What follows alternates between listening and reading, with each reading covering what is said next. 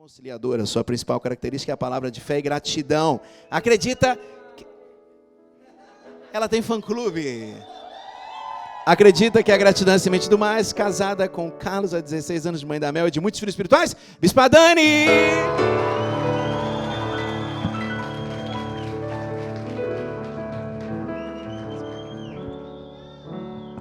Bom dia! Bom dia, gente. É um prazer nós estarmos aqui nessa manhã, nessa virada profética de 2021. Aleluia! Profetizando o próximo ano, profetizando coisas extraordinárias para o ano que vem. E eu quero te falar que esse ano ainda não acabou, tá? Nós ainda temos muitos dias para viver. Deus ainda pode fazer. Amém? E nessa manhã, eu vou ser bem rápida e eu quero trazer uma palavra para vocês. E eu orei, o Senhor trouxe no meu coração que para 2021 nós vamos precisar de muita sabedoria. Amém? E nessa manhã, o tema da ministração é sabedoria para não retroceder. Amém? Você pode dizer comigo, sabedoria para não retroceder. Esse ano foi um ano atípico. Um ano que nós nunca vivemos nada igual. E muitos retrocederam. Muitos pararam, muitos desanimaram, muitos não voltaram, muitos ficaram paralisados, muitos morreram. Mas eu quero profetizar para você nessa manhã que o Senhor está no controle da situação, do destino. O Senhor tem tudo em suas mãos, como nós cantamos aqui nessa manhã. E você não vai retroceder. Amém? Tudo continua sob o controle do nosso Pai eterno. Porque a palavra do Senhor fala em Hebreus 10:38 que o justo viverá pela fé. E se recuar, a minha alma não tem prazer nele. O justo viverá pela... Repare que o versículo fala assim, e se recuar. Se é colocado um se é colocado essa condicionante, é porque em algum momento nos será proposto o recuo. Senão ele falava só o justo viverá para a fé e tal. E se retroceder, a minha alma não tem prazer nele. Ano que vem, querido, e ainda esse ano, muitos sis vão entrar na nossa vida. Mas você vai estar adestrado pela palavra de Deus para não retroceder. Nessa manhã nós vamos nos levantar contra tudo aquilo que nos faz paralisar, contra todo medo, toda angústia, toda frustração, contra tudo aquilo que te propõe um recuo. Porque o justo vive pela fé. Nós não recuaremos. Amém? Nós não recuaremos. Lá em Hebreus 10:39, o versículo continua dizendo assim: nós, porém, não somos dos que retrocedem e são destruídos, mas dos que creem e são salvos. Nós não somos aqueles que voltam para trás. Nós somos aqueles que avançamos. Nós somos aqueles que não retrocedem. Amém? Você pode dizer assim, não retroceda. Para ensaio tá muito bonito. Vamos lá. Não retroceda. Mais forte. Mais forte. Agora eu vou dizer e você já sabe a resposta, tá bom? Quando a luta se intensificar? No meio da aprovação? No meio do deserto? Quando a sua fé for testada? Quando tudo aparentemente estiver no chão? Não retroceda, querido. Não retroceda, porque Deus ainda faz milagres. Deus ainda tem promessas para cumprir na sua vida e na minha vida aqui nessa terra. Nada vai te paralisar. Amém? E para nós não retrocedermos, nós precisamos de sabedoria. Na verdade, precisamos de sabedoria para muita coisa. Para criar os nossos filhos, para termos uma vida espiritual saudável. Precisamos de sabedoria para muita coisa. Os discípulos andaram com Jesus mais ou menos 3 anos e meio nessa terra. E eles entenderam que eles precisavam aprender a orar. A sabedoria estava em orar certo. A sabedoria estava em pedir certo. Porque eles entendiam que se eles pediam certo, eles tinham tudo. Que se eles orassem certo, eles tinham tudo. E hoje eu quero te fazer uma pergunta nessa manhã. Se Jesus aparecesse para você agora e falasse assim: o que queres, meu filho, que eu te faça? O que você responderia? Responde aí. Porque daqui a pouco eu vou fazer essa pergunta de novo. Cris, o que você quer que eu te faça? Herbert, o que queres que eu te faça? O que queres? O que queres que eu te faça? Qual seria a sua resposta? Você teria uma resposta sábia ou não? Quando você lê lá em Provérbios capítulo 4, você vê Davi ensinando a Salomão a ser sábio. Sabe, Davi era um mentor na vida do seu filho e ele a todo tempo ensinava a ele que a sabedoria era a coisa mais importante da vida. Ele falava assim: filho, honre a sabedoria e ela vai te honrar. Filho, se for preciso, venda tudo e compra a sabedoria, porque ela vai te guardar. Ele ensinava o seu filho, ele não levava o seu filho para o parquinho para andar de balanço não, querido. Ele falava assim: vamos lá, vou te ensinar, meu filho. Você vai ser sábio. Você precisa buscar a sabedoria. Você precisa ter um coração sábio. Ele não ensinou ele a vencer gigantes, não ensinou ele a conquistar mulheres, mas ele ensinou a ele ser um homem sábio. A palavra de Deus fala. Sabe, nós pedimos e não recebemos porque nós pedimos mal. A gente não sabe pedir, sabia? A gente pede, e é um ciclo. Nós pedimos, não recebemos e logo retrocedemos. Ai, eu pedi ao Senhor, Ele não fez. Ai, desanimei, vou fazer outra coisa. Ai, vou parar. Ai, sabe, Deus te dá um emprego, mas sem sabedoria você perde. Deus te dá uma empresa, sem sabedoria você desfaz. Por quê, gente? A sabedoria guarda a nossa vida. Fala para quem está do seu lado, a sabedoria guarda a sua vida. E um dia, chegou o grande dia, Deus aparece para Salomão e fala assim: o que queres? Pode me pedir, Salomão, o que você quiser eu vou fazer. E teólogos estudiosos dizem que ele tinha em média de 14 a 15 anos quando Deus fez essa pergunta para ele. Um adolescente, um jovenzinho. Hoje ele falaria assim: eu quero um iPhone 12 Pro. Hoje eu quero uma viagem para Disney. Deus, aquela menina da igreja é aquela ali que eu quero. Mas não.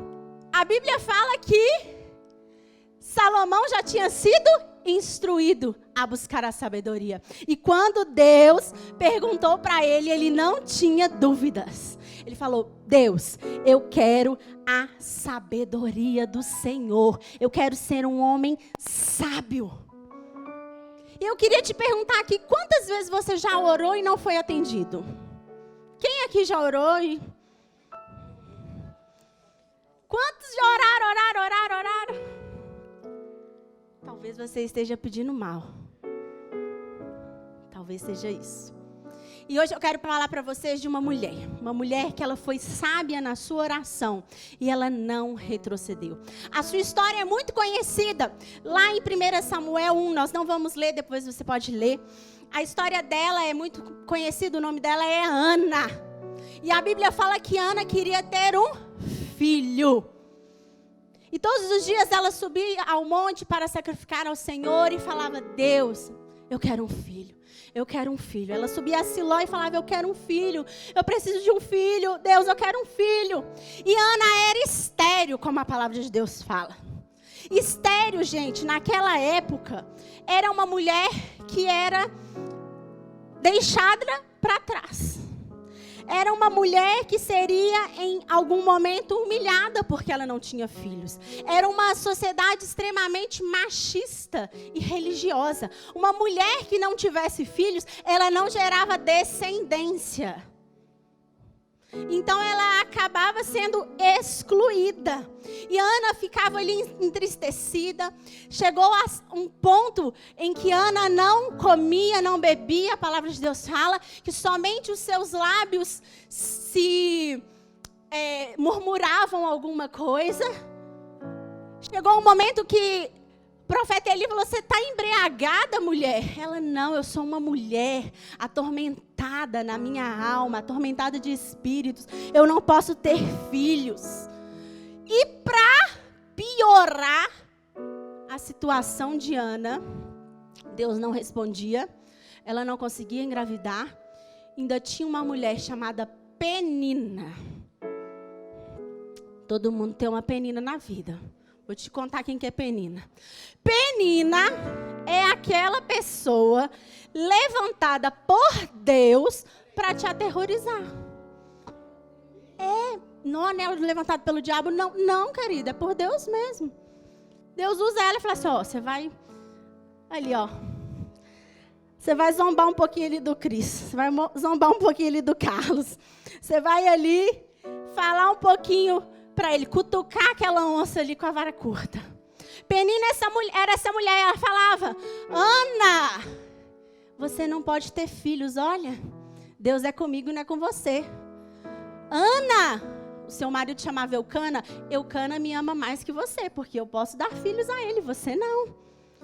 Sabe, querido, Penina era essa pessoa que a atormentava. Ana, quem tem uma Penina na vida aí? Quem tem uma Penina? Pode levantar, gente, vamos ter uma Penina na vida aí. Alguém que te atormenta.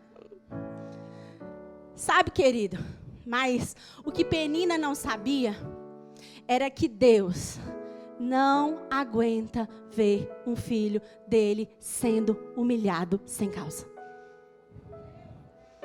Sabia? Deus não aguenta.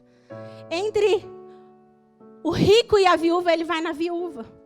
Entre o rico e o mendigo, ele vai no mendigo. Porque a palavra de Deus fala que ele é o pai dos órfãos. Ele é o juiz das viúvas. Ele sempre vai ao encontro daqueles que estão necessitados.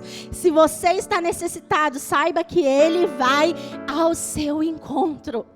E sabe o que acontece? Penina começa a acelerar o processo de Deus na vida da Ana. Sabe por quê? Os seus inimigos são usados pelo Senhor para acelerar o processo de Deus na sua vida. Sabe? Eles são usados para te tirar da zona de conforto. Davi, ele era um pastor de ovelhas e ele se tornou um general do exército. Só que Deus falou assim: Davi, você está muito confortável sendo general do exército. Eu vou colocar Saul na sua vida para te atormentar, porque eu quero que você seja rei. Eu quero que você vá mais longe. Então, querido, os seus inimigos não são levantados para te abater. São levantados para acelerar o processo de Deus na sua vida. Creia nisso. Aleluia. Sabe? Penina acelera esse processo e no mesmo ano que Penina começa a zombar de Ana, Deus se levanta e fala assim: Ana, prepara que ano que vem você vai ter um filho. Deus atende a oração de Ana. Ana, a palavra de Deus fala que ela perseverava em oração. Se ela perseverava, lógico, ela não retrocedia. Ela perseverava em oração. E sabe o que é mais interessante? Que Deus só fez na vida de Ana porque a necessidade dela estava atrelada ao que ele queria fazer na terra naquele momento. Como assim? Ana queria um filho. Deus precisava de um profeta. Ana queria, Deus precisava E a palavra de Deus fala assim, eu quero ler para você esse versículo. E o jovem Samuel servia ao Senhor perante Eli. E a palavra do Senhor era de muita valia naqueles dias. Não havia muitas visões manifestas. E sucedeu que naquele dia, estando ele deitado no seu lugar, os seus olhos começavam a escurecer, pois ele não podia ver. Estando também Samuel já deitado, antes que a lâmpada de Deus se apagasse no templo, onde estava a arca do Senhor, o Senhor chamou a Samuel, o filho da Ana. Sabe, Israel estava ali vivendo uma crise espiritual na sua história. Antes de uma crise, gente, política, econômica vir, o espiritual já foi abalado. Porque o espiritual é que protege o natural. Então, Israel estava vivendo uma crise. A palavra de Deus fala que os olhos do profeta estavam se escurecendo. E aí Deus falou assim, eu não posso deixar esse profeta morrer antes de levantar um novo profeta. Sabe, saiba que antes dos olhos do profeta se escurecer, Deus vai levantar um Samuel. Antes de qualquer coisa, querido, de alguém se perder, Deus levanta outra pessoa para estar sempre no lugar. Pode ficar tranquilo que Deus não dorme. Sabe? Antes de Saul se perder, Deus já estava tirando Davi de detrás das malhadas, a palavra de Deus fala. E aí, querido, a lâmpada estava se apagando. As visões já não estavam acontecendo, eram poucas manifestas. E aí o Senhor se levanta e fala assim, eu preciso de um profeta, eu preciso de um profeta, eu preciso de um profeta. Só que ali tinha uma mulher ajoelhada, orando. O que nós fizemos hoje, gente? Ajoelhamos e oramos. E Deus passa os seus olhos na terra e entre milhares e milhares de estéreis, Ele acha uma Ana, que estava ajoelhada. E a palavra de Deus fala que Deus olhou para ela. Porque Ana fez uma oração. Ela falou assim, Senhor, se o Senhor me der um filho, eu te devolvo ele.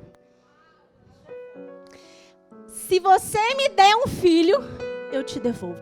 Deus falou assim, opa, se Ana está aqui e ela vai me devolver um filho, eu preciso de um profeta, logo, Ana, é você. Ano que vem você vai ter um filho.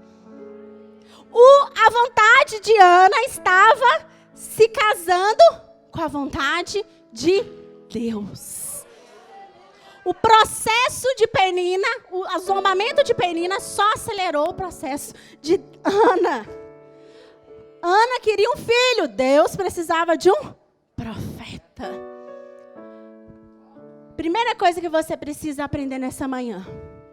Você precisa pedir a Deus algo que Ele queira fazer na terra. Você precisa pedir a Deus algo que Ele queira fazer na terra. Quando sua necessidade está atrelada aos sonhos de Deus, é na hora, é de um dia para o outro. Ana orou anos, até que Deus falou assim, Ana, é agora. Sua vontade está atrelada à minha vontade. E lá em Tiago fala, pedis e não recebeis, porque pedis mal e para os próprios deleites. Não esqueça da parte B do versículo. A gente só fica, não estou pedindo mal. Não, você está pedindo mal porque você está pedindo só para você, querido. Por isso que você não recebe. Pedis e não recebeis, porque pedis mal. Jó só foi abençoado quando orou pelos seus amigos. Abraão foi abençoado para que todas as famílias da terra fossem abençoadas. Há uma bênção quando nós não olhamos para o nosso umbigo. Há uma bênção quando nós pedimos certo. Deus só te abençoa, querido, não é por causa de você, não. É por causa da sua cidade, por causa da sua família, por causa do seu país, por causa do seu bairro, é por causa da sua rua, é por causa do seu vizinho. É por isso que Deus te abençoa. É por isso. Você é um administrador das coisas que Deus dá. Aleluia. Se você fosse abençoado hoje, se Deus respondesse a oração que você fez hoje nessa manhã, quantas pessoas seriam abençoadas? Só você? Só a sua casa? Só o seu carro? Só a sua mansão? Só a sua roupa nova? Só o seu namorado? Quantas pessoas seriam abençoadas? Sabe, querido, se não forem muitas, pode esperar que a sua bênção não vai chegar fácil, não. Não estou te falando que Deus não vai te responder, porque Ele é soberano sobre todas as coisas. Mas, se você estiver olhando só para você, há um perigo aí. Porque Deus é um Deus que abençoa gerações. Gerações. Nós cantamos que a bênção se derrame até 1000 gerações.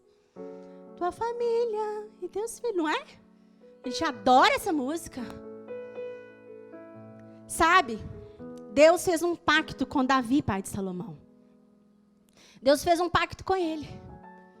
E chegou um certo tempo em que Salomão começou, no início ele começou bonzinho, certinho. Chegou um tempo que ele começou a fazer muita besteira.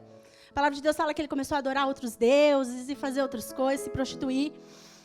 E Deus se enfurece, se enfurece, se enfurece. E a palavra de Deus fala que sim, que levantando Deus para ferir Salomão, lembrou-se da aliança que tinha com seu pai Davi e não pôde tocá-lo. A sua bênção, a sua oração, a sua promessa protege gerações. A sua bênção é a bênção dos teus filhos que ainda não nasceram, dos teus netos e dos filhos dos teus filhos. Hoje você entendeu essa canção, porque Deus tem um pacto com as gerações. Ele tem aliança com as gerações. E assim a nossa descendência vai sendo abençoada. Por isso que nós não podemos olhar para o nosso umbigo. Nós precisamos de buscar fazer, orar algo que Deus queira fazer na terra. Deus me usa. Para quê? Deus me dá uma casa. Para quê? Para você ficar lá dentro sábado e domingo, não vir mais no culto, não fazer mais nada? Me dá um carro para você nunca oferecer uma carona para o irmão? Ah, Deus, me dá uma empresa para você morrer de trabalhar e nunca mais servir ao reino de Deus? Para que você pede? Para que você pede? Sua necessidade precisa estar atrelada ao que Deus quer fazer. Deus, me usa com as famílias. Usa aqui os casais reais para levar a palavra do reino, para restaurar vidas, para restaurar famílias. Aí Deus fala assim, olha, eu estou querendo isso mesmo, sabe por quê? As famílias estão se desfazendo, Satanás está entrando e ali fazendo muita coisa. Aí Deus pega as pessoas que não eram nada e sopra. No Brasil, sopra em Minas, sopra onde for. Por quê? A vontade do Senhor, a vontade da terra. Atrelando. Ana pegou seu filho e levou ele para a escola de profetas. Falou assim, olha, você vai ficar aí, porque você vai aprender.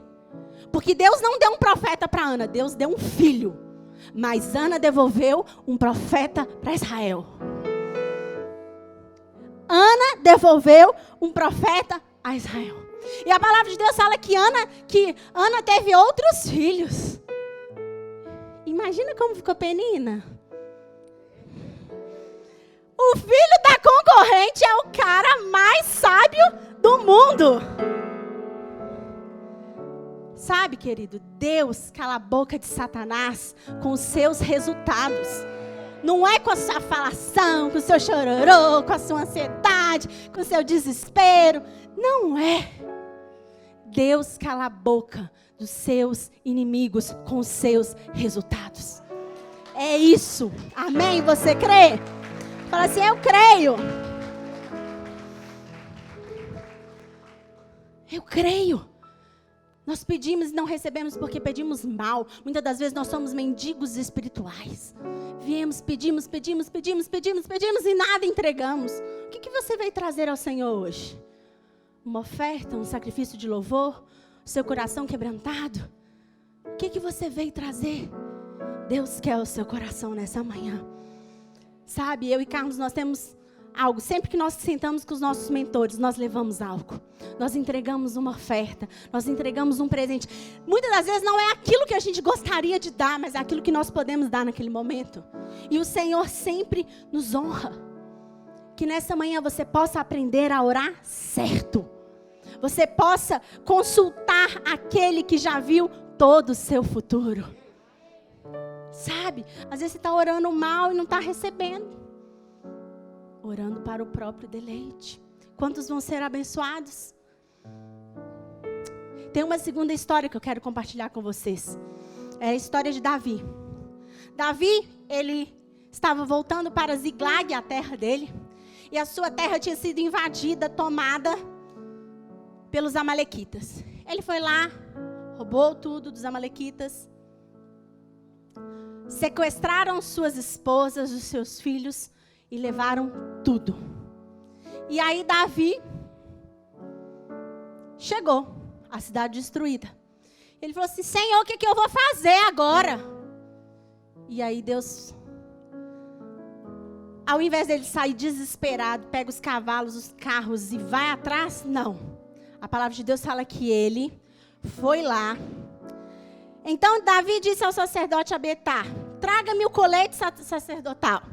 E assim ele o fez. E ele perguntou ao Senhor: devo perseguir esse bando de invasores? Irei alcançá-lo? Ele, no momento mais tenso da sua vida. Imagina seu filho sequestrado, você pergunta a Deus: ai Deus, será que eu vou lá atrás dele? Mas a saúde física, emocional, mental de Davi era tão profunda que ele parou no momento de tensão e orou. Nesse ano, quando os momentos vierem de tensão sobre você, você vai parar e orar e consultar ao Senhor sobre todas as coisas. Amém? E aí ele orou e perguntou: Senhor, posso alcançá-los? E o Senhor respondeu: persiga-os. É certo que você os alcançará e você vai libertar os prisioneiros. Ele teve uma resposta. Então Davi pega os seus armamentos, o seu povo de guerra e vai. Só que no caminho, a palavra de Deus fala que no caminho, havia um homem jogado, deitado no caminho. E Davi, ao invés de passar por esse homem correndo, não, ele para. Imagina a tropa: Davi, nós estamos lá, minha esposa também está lá, meus filhos também estão lá, você vai ficar parando para ouvir quem que é esse homem aí? E a palavra de Deus fala que Davi parou, olhou aquele homem, perguntou para ele quem ele era. Ele fala assim: eu sou um egípcio. Eu estava com os amalequitas. E o meu Senhor me deixou aqui para morrer. E aí a palavra de Deus fala que Davi, essa história está lá em 1 Samuel 30. E aí Davi olha para aquele homem. A palavra de Deus fala que ele dá água, dá comida, dá uva passas, dá pasta de figo, deixa ele bem forte. E aí quando ele recupera as suas forças, ele fala assim: quem é você? Eu sou um egípcio, estava com os amalequitas. Ah, você estava? Você está sabendo para onde que eles vão? Tô sim, tô sabendo. Ah, será que você pode me levar até esse bando de invasores? E aí o escravo fala assim: jura diante de Deus que você não vai me matar e nem me entregar nas mãos do meu Senhor, que eu vou te levar até eles. Sabe o que você pode aprender com isso nessa manhã? Sabe o que nós podemos aprender? Que quando nós colocamos a necessidade do outro na nossa vida, Deus faz milagres. Deus nos leva mais rápido e mais longe. Quando você não olha só para o seu umbigo, Deus te leva mais rápido e mais longe. Davi poderia ter perdido dias procurando esse homem. Mas aquele homem foi um GPS de Deus na vida de Davi. E a palavra de Deus fala que Davi matou até o raiar do dia. Matou todos os amalequitas. Pegou suas esposas, os seus filhos, tudo aquilo que tinha sido roubado. E a palavra de Deus fala assim que ele ainda pegou os despojos dos outros reinos que aquele povo tinha roubado. Ou seja, Deus nunca vai deixar de te restituir. Nunca vai deixar de te restituir. Temporariamente, você pode até estar lá sendo roubado, mas a restituição de Deus vem sobre a sua vida. Sabe, Davi orou e Davi agiu. Consulte nessa manhã o único que pode ver o seu futuro e o seu destino. Não faça nada sem essa consulta. Não faça nada, porque o seu milagre vai chegar. E quando o seu milagre chegar, querido, multidões precisam de ganhar com ele. Multidões precisam de ser abençoadas com o seu milagre. Nações precisam ser abençoadas. Famílias precisam ser abençoadas. Empresas precisam ser abençoadas com o seu milagre. E aquela sabedoria que estava à disposição de Salomão, de Davi, dos discípulos. Jesus, a própria sabedoria, está aqui nessa manhã. Ele está aqui. E a partir de hoje eu quero declarar que você vai ter prazer em orar, porque você vai orar certo. Você vai olhar para o seu pedido de oração e você vai falar assim: Senhor, muitos vão ser abençoados. Senhor, pode fazer na minha vida. Sabe por quê, gente? Se Deus fizer na sua vida, quem vai saber que Ele fez? Todo mundo ou ninguém? Você vai ficar caladinho. Ah, não dá testemunho não, sabe porque tem inveja. Inveja, gente. Vai para o inferno a inveja. Tem poder de Deus para restaurar a sua vida, para fazer milagres, é isso que tem. Então nessa manhã, ore certo, ore para além de você, ore para além dos muros da nossa cidade, ore para além dessas 4 paredes, ore para além das paredes da sua casa, porque quando Deus te levantar, meu querido, não tem ninguém que vai te combater. Não tem ninguém que vai te combater. Não tem. A sua necessidade precisa estar alinhada àquilo que Deus quer fazer. Que hoje haja um alinhamento do céu com a terra, das nossas necessidades, das nossas orações, com aquilo que o Senhor quer fazer no céu. Em nome de Jesus, nós profetizamos que você vai orar e vai receber, porque você não vai orar somente para os seus próprios deleites. Você vai orar e você vai avançar e não vai retroceder, porque você vai ser sábio, sábia. A Powership pode subir e ficar aqui, só um minutinho. Levante sua mão e comece a orar ao Senhor. Comece a orar. Sentado mesmo. Ore ao Senhor. Fala para Ele: Pai, o Senhor vai me abençoar e eu creio que nações serão abençoadas. Eu creio que milagres vão acontecer. Eu creio que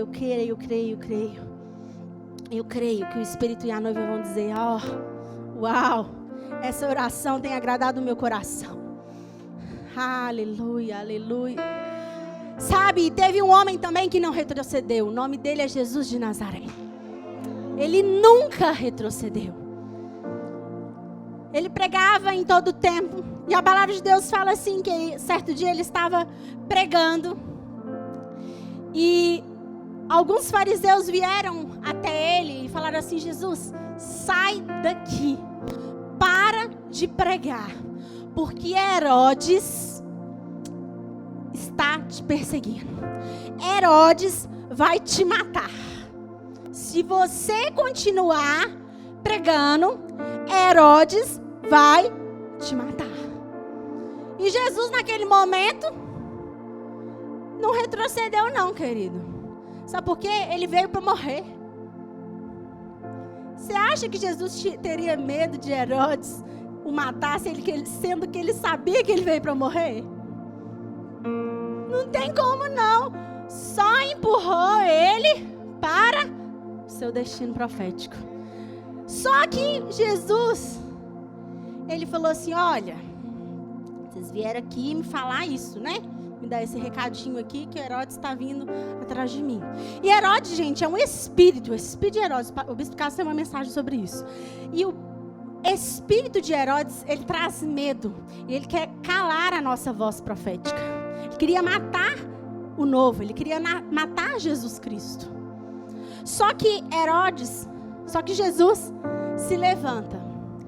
E ele fala assim: agora, vocês vão lá e dão o meu recado para Herodes. Dão o meu recado na íntegra, tá? Não maqueia não. Fala para ele que Lucas 13:32 diz assim: respondeu-lhes ele: ide e dizei àquela raposa: eis que eu expulso demônios, efetuo curas, hoje, amanhã e no terceiro dia eu sou consumado. As ameaças ameaças de Herodes não paralisaram Jesus. As ameaças da vida não vão te paralisar, porque você não vai retroceder.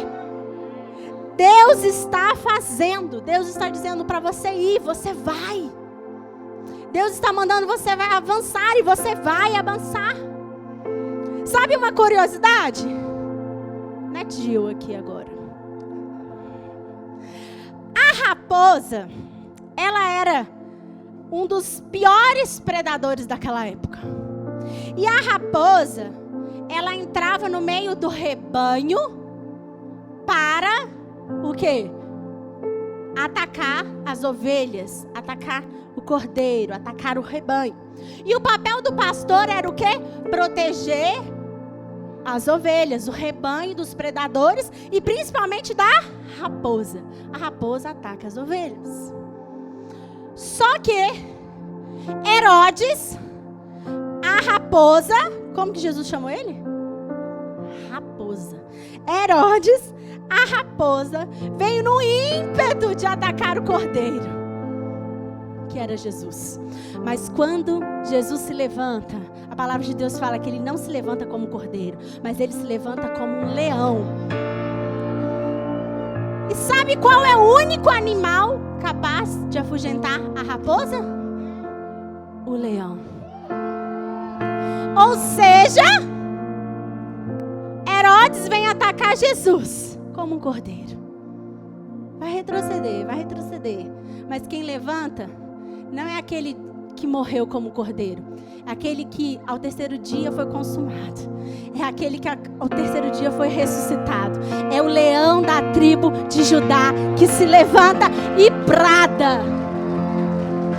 Então, querido, quando as vozes vierem, fala assim, diz para aquela raposa que Deus é comigo. Diz para aquela raposa que o Senhor é maior que essa doença. Diz para aquela raposa que o meu desemprego não é nada perto daquilo que Deus vai fazer. Diz para aquela raposa que ela não vai me paralisar.